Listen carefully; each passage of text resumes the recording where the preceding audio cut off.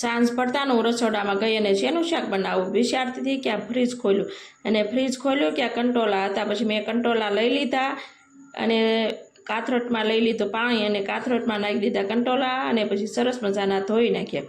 અને ધોઈને મેં કોરા કરી અને સુધારવા બેસી ગઈ અને સુધારતા તો કાંઈ વાર લાગે નહીં અને પછી મેં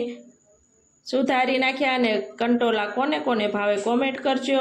એના વરસાદની ઋતુમાં જ કંટોલા થાય, વરસાદ થતાં જ આ કંટોલાના વેલા હાલે કંટોલા થાય એને કંટોલાનું શાક ખાવાની મજા આવે કે આયુષ આવી ગયો ને આપણને પૂછે શેનું શાક બનાવવાનું, પછી મેં કીધું કંટોલાનું।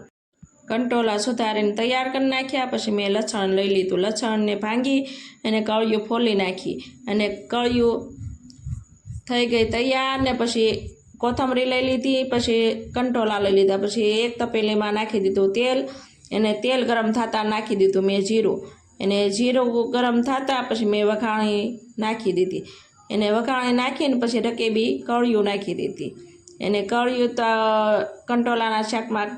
બહુ મસ્ત સ્વાદ આવે અને પછી 2 મિનિટ સડી ગઈ કળિયું પછી આપણે નાખી દીધા કંટોલા અને કંટોલા હલાવી અને 5-10 મિનિટ સડવા દઈશું ઢાંકીને ધીમા ગેસે અને પછી કંટોલામાં નાખી દીધું જીરું, હળદર અને મીઠું, પછી હલાવીને 2 મિનિટ સડવા દીધું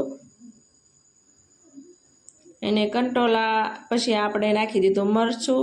એને મરચું સરસ મજાનું મિશ્રણ કરીને 2 મિનિટ સડવા દઈશું એને કંટોલાનો સ્વાદ બહુ મસ્ત આવે છે અને સુગંધ બહુ મસ્ત આવે છે। પછી આપણે નાખી દીધી મોરસ અને મોરસ નાખીને આપણે થોડુંક પાણી નાખી દઈશું એટલે કંટોલાનું શાક બહુ મસ્ત સડે અને પાછી હવે 5-10 મિનિટ સુધી સડવા દઈશું ઢાંકી અને પછી આપણું કંટોલાનું શાક થઈ ગયું તૈયાર અને બહુ મસ્ત બન્યું છે કે આયુષ લાવ્યો ડોડા। પછી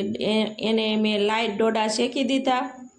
એને ડોડા પછી મેં ઋતિને આયુષને શેકેલા દઈ દીધા અને અમારો વિડીયો ગમ્યો હોય તો લાઈક કરો, શેર કરો અને સબસ્ક્રાઈબ